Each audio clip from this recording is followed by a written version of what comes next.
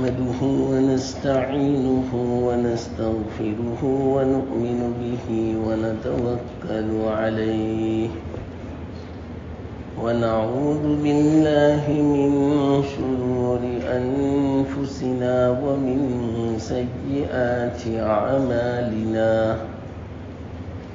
من يهده الله فلا مضل له ومن يضلله فلا هادي له ونشهد أن لا إله إلا الله وحده لا شريك له ونشهد أن سيدنا ومولانا محمدا عبده ورسوله صلى الله تعالى عليه وعلى آله وأصحابه وأزواجه وذرياته وأتباعه وبارك وسلم تسليما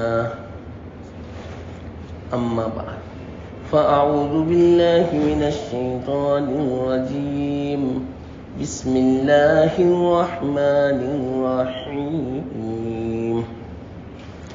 فإن تولوا فقل حسبي الله لا إله إلا هو عليه توكلت وهو رب العرش العظيم صدق الله العظيم.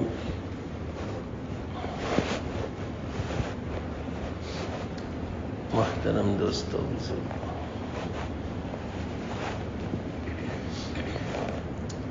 اس سے پہلے میری جو حاضری ہوئی تھی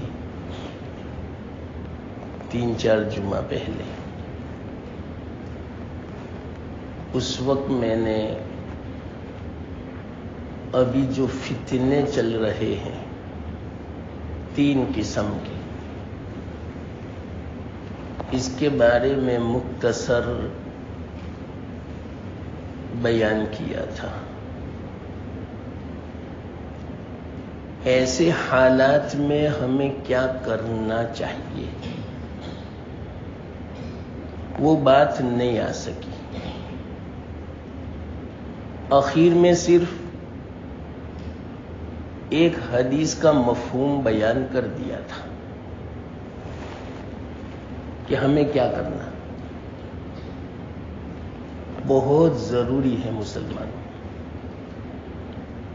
جس سے آج ہم غافل ہیں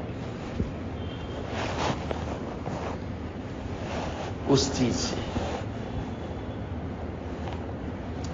وہ کیا حدیث میں نے آخر میں سنائی تھی، پھر سے میں آپ کو بیان کر دیتا ہوں۔ وہ حدیث کا مفہوم تھا کہ آخری زمانے میں بہت زیادہ فتنے ہوں گے، جیسے آج کل ہم دیکھ رہے ہیں ہر جگہ فتنے ہیں، اپنی ذات میں بھی، گھروں میں بھی، باہر بھی، ملکی لیول پر، دنیا لیول پر، کوئی محلہ، کوئی گھر، کوئی ذات، کوئی خالی نہیں ہے فتنوں سے۔ اتنے فتنے عام ہیں، اور خاص کر کے حالات زیادہ تر مسلمانوں پر۔ اس لیے ایسے وقت میں ہمارے آقا محمد مصطفیٰ صلی اللہ علیہ وسلم کی تعلیم ہے، فرمایا ایسے وقت میں صرف نجات کا رستہ دعا ہوگی۔ تو یہ ہے بہت ضروری حالات کے اعتبار سے۔ ہم خود دیکھیں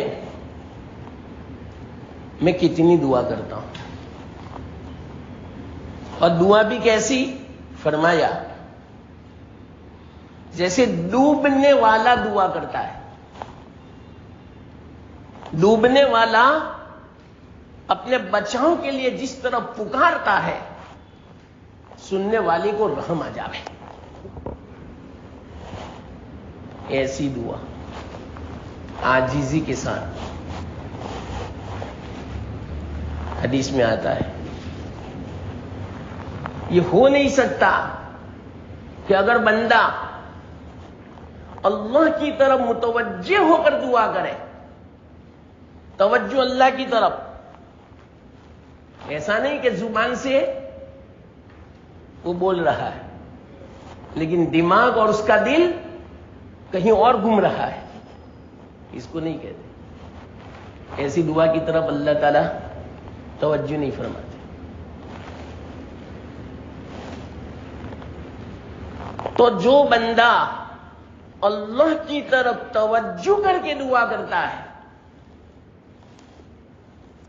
بے پرواہ ہو کر نہیں، قلب لاہی، اس طرح نہیں، پوری توجہ اللہ کی طرف اور یقین کے ساتھ،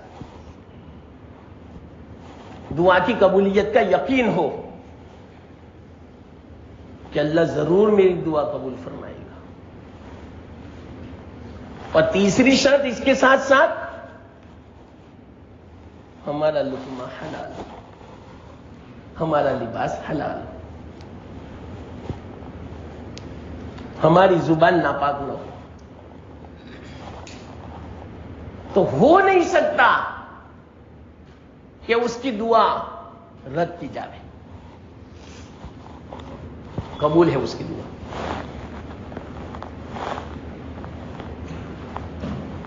امن یجیب المضطر اذا دعاہ، مجبور کی دعا کون قبول کرتا ہے جب وہ دعا کرتا ہے؟ اللہ. تو مسلمانوں، میں صحیح کہتا ہوں، دل کے درد کے ساتھ میں کہتا ہوں، اللہ کی طرف متوجہ ہو جاؤ. یہ وقت غفلت کا نہیں، بہت غفلت ہو چکی. آخرت سے، اللہ سے، موت سے، کلام مجید سے، نمازوں سے بہت غفلت ہے. غفلت چھوڑو، اللہ کی طرف متوجہ ہو جاؤ. یہ وقت ہے، اس کے بغیر مسلمان کو نجات نہیں ملے گی. گارنٹی کے ساتھ میں کہتا ہوں.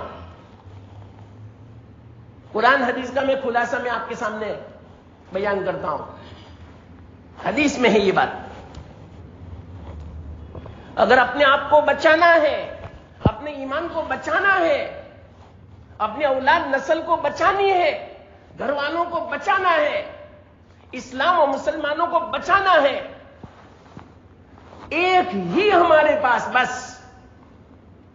تدبیر ہے. کون سی تدبیر؟ اللہ کی طرف متوجہ ہو جاؤ. پھر سے میں یہ کہتا ہوں، ہمارے پاس کوئی طاقت نہیں رہی. اب ایک طاقت ہے مسلمانوں کے پاس، اور وہ زبردست طاقت ہے. اس طاقت کا کوئی مقابلہ نہیں کر سکتا. اور یہ طاقت صرف مسلمانوں کے پاس ہے. یہ بھی عجیب بات ہے، لیکن غافل ہے مسلمان اس طاقت سے. وہ کون سی طاقت؟ اللہ کی طاقت. لیکن مسلمان غافل ہے. وہ طاقت کس طرح استعمال کرنے کی ہمیں نہیں آتا، وہ میں آپ کو بتا رہا ہوں. اللہ کے ہو جاؤ، اللہ کی طرف متوجہ ہو جاؤ. کوئی رستہ نہیں ہے نجات کا.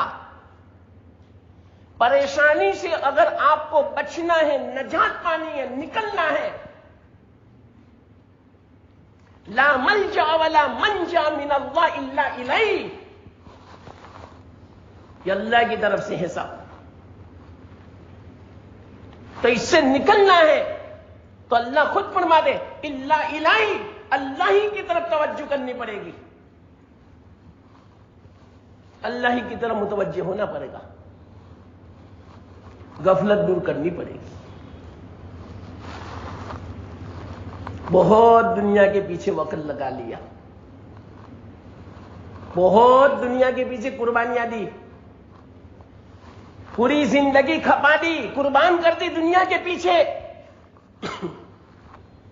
اب وقت نہیں ہے کہ ہر وقت دنیا کی فکر ہو۔ دنیا کی فکر کے ساتھ آخرت کی فکر ہو، اللہ کی فکر ہو۔ دنیا کی فکر اس طرح کرو کہ اللہ ناراض نہ ہو، ہماری آخرت خراب نہ ہو۔ یہ ہے توجہ اللہ کی طرف۔ یہ میرا پیغام ہے آپ لوگوں کو، دلی درد ہے آپ کے سامنے میں رکھ رہا ہوں، صرف آپ کے سامنے نہیں، پوری ملت کے سامنے، تمام مسلمانوں کے سامنے یہ آواز میں پہنچا رہا ہوں۔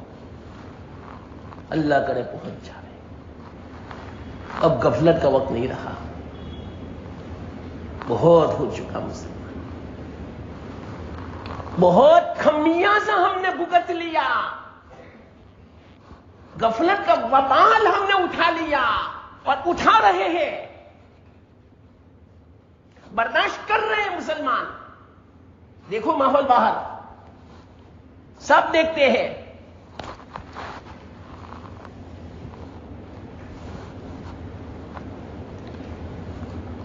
نہیں دیکھا جاتا، حالات اتنے خطرناک ہیں ہماری نئی نسل کے، ہماری اولاد کی، اور کتنی محنتیں ہو رہی ہے، ہم تو ان کے مقابلے میں 1% بھی محنت نہیں کرتے، وہ اتنی محنت کر رہے ہیں ہمیں خراب کرنے کے لیے، ہماری نسل کو برباد کرنے کے لیے، رات دن مسلمانوں کو اور اسلام کو برباد کرنے کے لیے وہ جتنی محنت کرتے ہیں، ہم اپنے اسلام کو بچانے کی 1% بھی محنت نہیں کرتے۔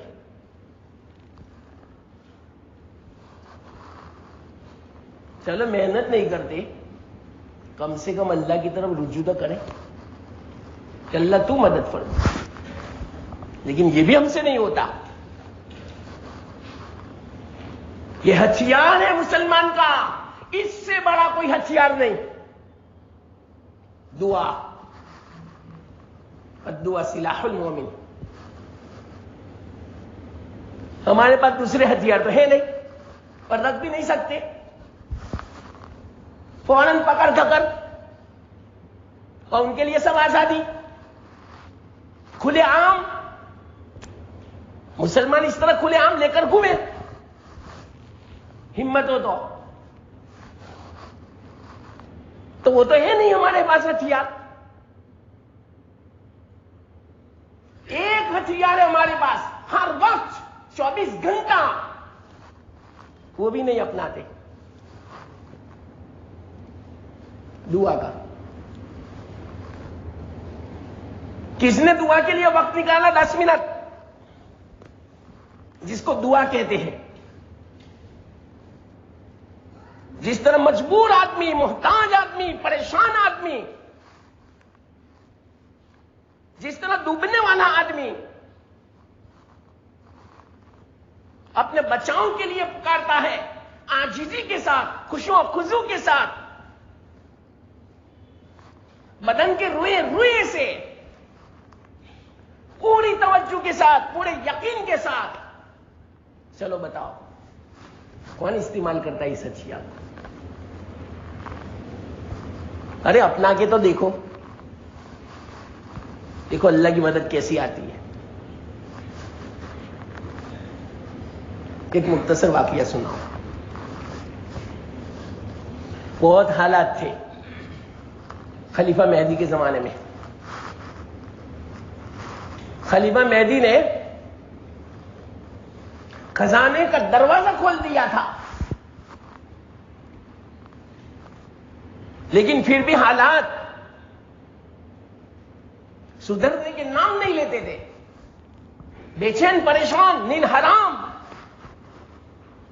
कुछ समझ नहीं पड़ती, रात जाती नहीं, नींद आती नहीं,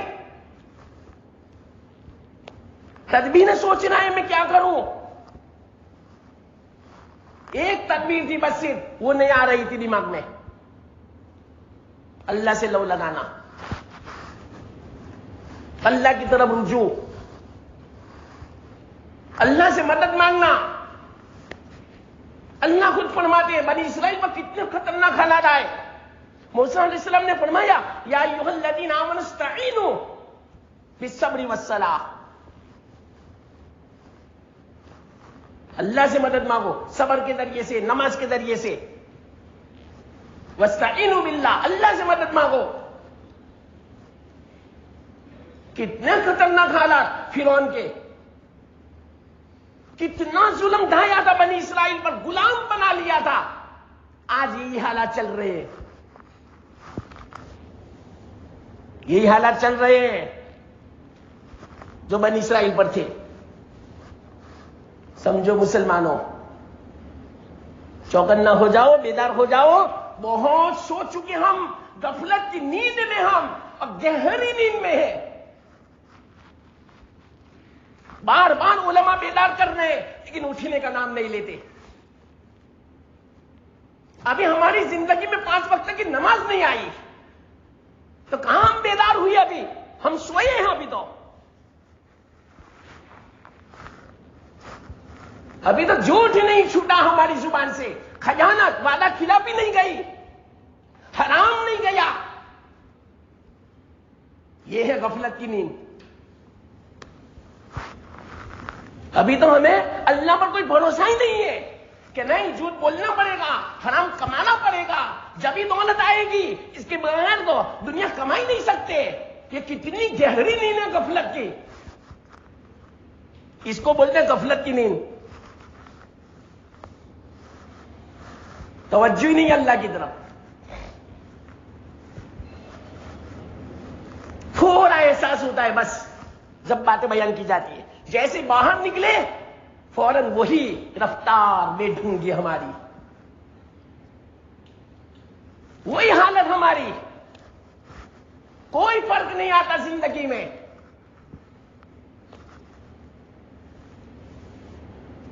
दर्द रख रहा हूं आपके सामने, कुरान आपके सामने पेश कर रहा हूं। कब समझेंगे मुसलमान? मैं सबकी बात करता हूं, कब बेदार होंगे मुसलमान? वल्लाह एक मर्तबा बेदार होने की जरूरत है बस। मुसलमान के अंदर वो ताकत है अल्लाहु अकबर के अंदर कि सारे मसाइल को अल्लाह ताला 1 मिनट में हल फरमा दे। हमारे पास वो ताकत है अल्लाह की, लेकिन ये ताकत नहीं अपनाता मुसलमान। इतना गाफिल है दुनिया में। फौरन शैतान और नफ्स यूं कहता है अल्लाह की तरफ मैं तवज्जो करूंगा तो ये सब छोड़ना पड़ेगा। गलत धंधे, हराम, झूठ, खयानत, वादा खिलाफी, हसद, कीना, बुग़्ज़, दुश्मनियां, ये अल्लाह इसमें क्या हो गया छोड़ना पड़े तो? अरे छोड़ के देखो तो सही, कितना सुकून है इसके अंदर, जन्नत का मजा है। लेकिन शैतान आने ही नहीं देता, नफ्स आने ही नहीं देता इसकी तरफ। हम आदी बन चुके हैं गुनाहों के। तबीयत हमारी खराब हो चुकी है, बदमजा हो चुकी है कि कड़वी मीठी लगती है और मीठी चीज कड़वी लगती है। बीमार हो चुके हैं हम दुनिया की मोहब्बत के, दुनिया के जाल में फंस चुके हैं। कब निकलेंगे? अब तो वक्त आ चुका है मुसलमानों। हम हालात नहीं देखते हमारे आसपास के? हमारे आसपास के सूबों के हालात देखो, आसपास के मोहल्ला के, आसपास के देहातों के, आसपास के शहरों के हालात तो देखो आप। बिल्कुल मुंदरा रहे हैं बादल हालात के हमारे ऊपर। کہ کس وقت آ جاوے. یہ حالات خود بتلا رہے ہیں کہ اللہ کی طرف توجہ کرو, متوجہ ہو جاؤ. بہت ہو چکا, بہت دور ہو چکے اللہ سے, اب اللہ سے قریب آؤ. تو خلیفہ مہدی بہت حالات تھے, خزانے کھول دیے, کچھ نہیں ہوتا تھا, حالات میں کوئی فرق نہیں آتا تھا. ایک مرتبہ نیند آتی نہیں تھی, سوئے ہوئے تھے, غلام خدمت کر رہا تھا. غلام سے کہا کوئی کہانی سناؤ. نیند نہیں آتی, بے چینی پریشانی ہے. پہلے تو غلام نے منع کیا, میں کیا سناؤں بادشاہ سلامت کو, میں تو ایک غلام ہوں, لیکن نہیں سنانی پڑے گی. غلام نے کسی بھی طرح کہانی سنائی. کہانی یعنی وارتا, حکایت ہوتا نہیں, لیکن بنانی پڑتی ہے سبق کے لیے, عبرت کے لیے. اس کو بولتے کہانی. وہ تو بغداد میں تھے نا. تو انہوں نے کہا بادشاہ سلامت, ہندوستان ایک بہت بڑا ملک ہے, لیکن ہاں سنا ہے بہت بڑا ملک ہے, کہ وہاں ایک جنگل ہے. سارے جانور ایک مرتبہ جمع ہوئے,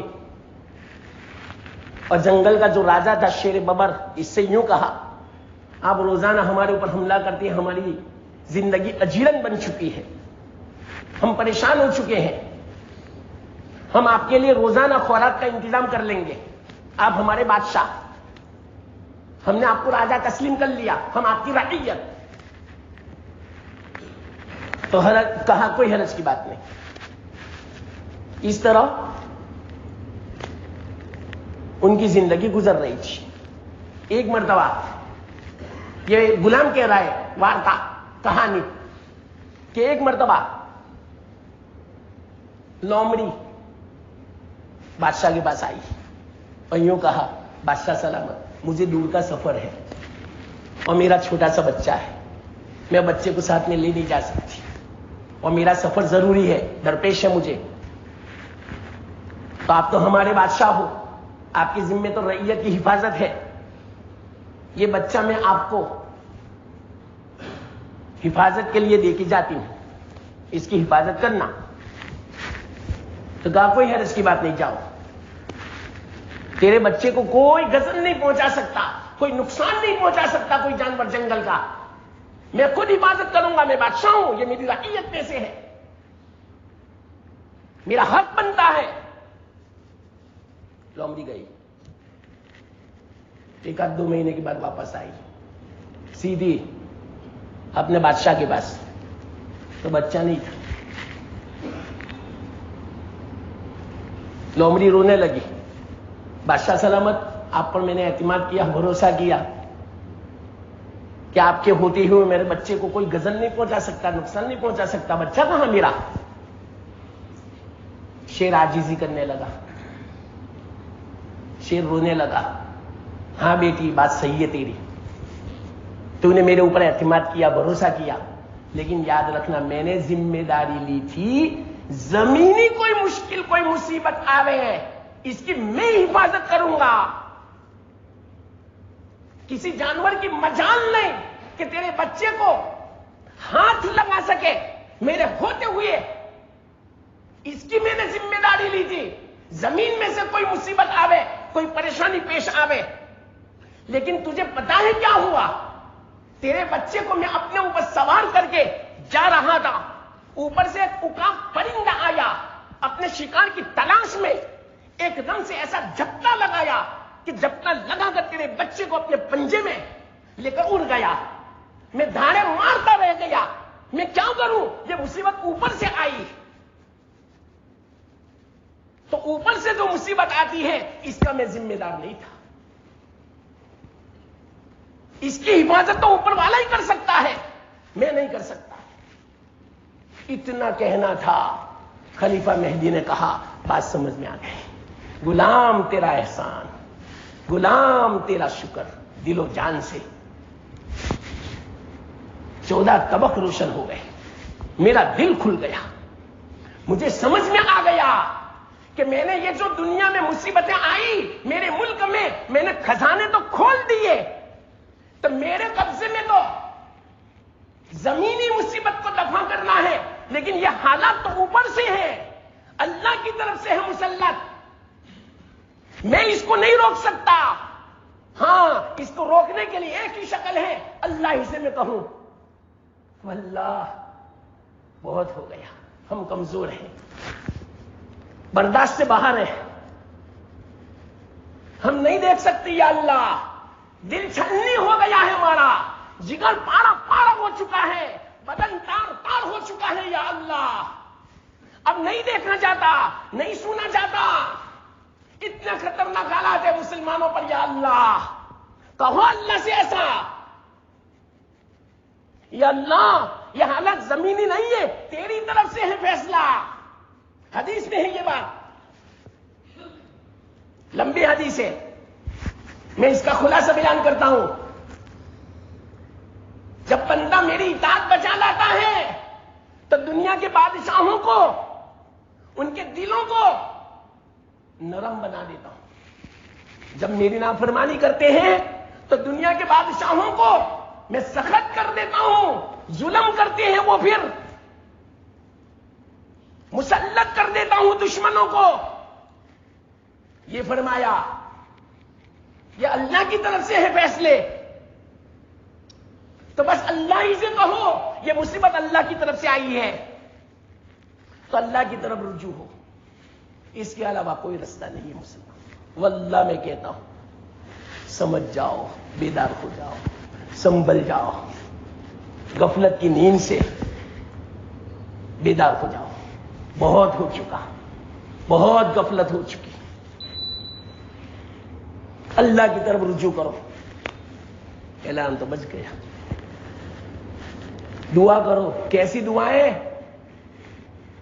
دعا یاد کر لیا کرو، ایسے وقت میں حدیث میں آتا ہے صحابہ کو جب پریشانیاں پیش آئی احد کے موقع پر، ہر طرف سے دشمنوں نے گھیر لیا، صحابہ نے فرمایا یا رسول اللہ ہمارے دل یہاں گلے تک آ چکے ہیں، بے چین ہیں، پریشان ہیں، ہمیں کوئی دعا بتائیے، کوئی وظیفہ، تو اللہ کے رسول صلی اللہ علیہ وسلم فرمایا یہ دعا کرو، اللہم استر عوراتنا وآمن روعاتنا، کتنی زبردست، یا اللہ ہمارے عیوب کو چھپا دے، گناہوں کو معاف فرما دے، وآمن روعاتنا، یہ جو ہمیں خوف ہے اس کو امن عطا فرما، ایک تو یہ دعا، اور قرآن نے بھی سکھائی ہے ربنا لا تجعلنا فتنة للقوم الظالمین، یا اللہ ہمیں نہ بنا ظالم قوم کے لیے تختہ مشق نہ بنا، ہمارے اوپر یہ مشق کرے، ہمارے اوپر ظلم کرے، ایسا ہمیں نہ بنا یا اللہ، آج مسلمانوں پر ظلم ہو رہا ہے، تو اللہ فرماتے یہ دعا کرو وَنَجِّنَا بِرَحْمَتِكَ مِنَ الْقَوْمِ الْكَافِرِينَ، ہمیں نجات دے دیا اللہ اپنی رحمت سے کافرین قوم سے۔ ایک حدیث میں آتا ہے یہ دعا سکھائی اللہ کے رسول نے، اللہم انا نجعلک فی نحورہم، یا اللہ تجھے ہم رکھتے ان کے مقابلے میں، ہم مقابلہ نہیں کر سکتے، تو ہمارا اللہ ہے، تو مقابلہ کر ہماری طرف سے، اللہم اکفینا ہم بما شئت، یا اللہ تو ہماری طرف سے کافی ہو جا ان کے مقابلے میں جس طرح تو چاہے، ہم مقابلہ نہیں کر سکتے، کتنی زبردست دعا ہے اللہ۔ اور اسی طرح صبح شام یہ پڑھا کرو جو میں نے آیت تلاوت کی، حسبی اللہ لا الہ الا هو علیہ توکلت وهو رب العرش العظیم۔ اور شاہ ولی اللہ بڑے بڑے شیخ مجدد الفسانی بڑے بڑے علماء بزرگان فرماتے ہیں ایسے وقت میں لا حول ولا قوت الا باللہ کا ورد کثرت سے رکھو۔ اور کلام مجید میں اللہ نے ایک تو وظیفہ بتایا، ایسے خطرناک حالات اور گھبراہٹ کے صحابہ نے پوچھا تو اللہ تعالیٰ نے بتایا کہ حسبنا اللہ ونعم الوکیل، یہ پڑھا کرو، اللہ کافی ہے اور بہترین کارساز ہے، تو یہ پڑھا کرو، چلتے پھرتے دعا مانگتے رہو، حسبنا اللہ ونعم الوکیل لا حول ولا قوت الا باللہ العلی العظیم، زبردست یہ دعا ہے، خزانہ ہے عرش کا، جنت کا خزانہ ہے، جنت کا دروازہ ہے، جس کے لیے یہ کھل گیا، اللہ کی توفیق سے بیڑا پار ہو گیا اس کا۔ خوب پڑھو اس کو، حسبنا اللہ ونعم الوکیل، لا حول ولا قوة الا باللہ العلی العظیم، اللہم استر عوراتنا وآمن روعاتنا، ربنا لا تجعلنا فتنة للقوم الظالمین ونجنا برحمتک من القوم الکافرین۔ اللہم استر عوراتنا، کتنی زبردست ہوا، اللہم لا تسلط علینا من لا یرحمنا، یا اللہ ہمارے اوپر مسلط نہ فرما ایسوں کو جو ہم پر رحم نہ کرے، یہ کوئی رحم نہیں کرتا ہمارے اوپر، اللہ سے کہو۔ یہ ہے دعائیں، اور دعا کرو بس اللہ سے، انشاءاللہ العزیز سارے مسائل حل ہو جائیں گے۔ چلو الارم بج گئے، ورنہ اس کو میں سمجھاتا۔ اللہ نے جو کہنے کی توفیق عطا فرمائی قبول فرمائے، اور ہم سب کو عمل کی توفیق دے، اور ہم سب کو اللہ تعالیٰ صحیح معنوں میں اپنی طرف متوجہ ہونے کی توفیق عطا فرمائے۔ وآخر دعوانا الحمدللہ۔